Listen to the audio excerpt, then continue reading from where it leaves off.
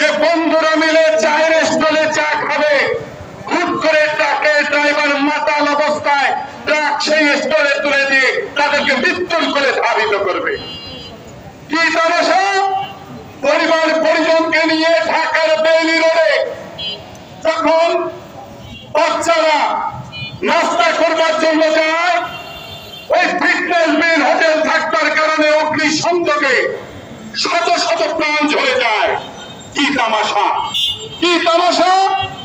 যে ক্ষমতার মস্তকে বসবার জন্য এই রাজনৈতিক দল একে ওকে প্রতিহত করবার জন্য বোমা নিক্ষেপ করে বাজার এক মানুষ সে মৃত্যুর করে ধাবিত হয়। আর সর্বশেষ কি দেখলাম, গত 21শে জুলাই কি বিভৎস, কি নৃশংস, কি হত্যাযজ্ঞ, কি বিবেকহীন!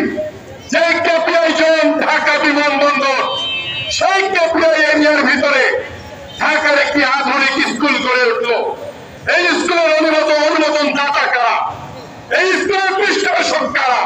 10 মাস 10 দিন ধরে যে মাটি তার সন্তানকে জন্মগ্রহণ করেছেন, যেই সন্তান আস্তে আস্তে রাষ্ট্রের সম্পদ হয়ে উঠছিল, সেই সম্পদ একটি বিমান দুর্ঘটনায় জ্বলে পুড়ে ছারখার হয়ে গেল। একই বাংলাদেশ! এই বাংলাদেশের জন্য কি 30 লক্ষ শহীদ জীবন দিয়েছে।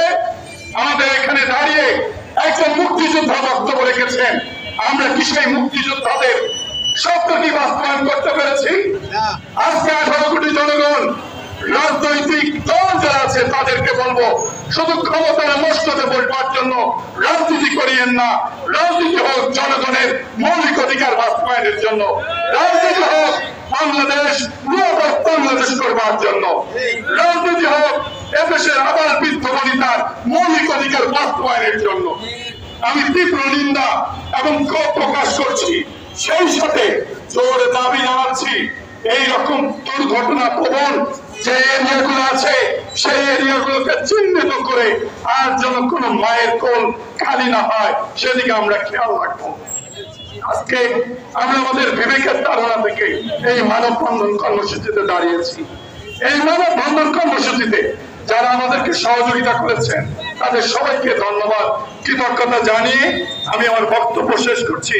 সেই সাথে আজকে মোনাজাতের পরে আমরা একটা ছোট্ট র্যালি এই জাহাজ কোম্পানি মোড় থেকে ঘুরে এখানে এসে শেষ করব। আমি সবাইকে এই র্যালিতে থাকবার জন্য অনুরোধ করছি। আমি ধন্যবাদ দিতে চাই রবি ভাইকে। এখন মোনাজাত পরিচালনা করবেন আবু ইসা হুজুর।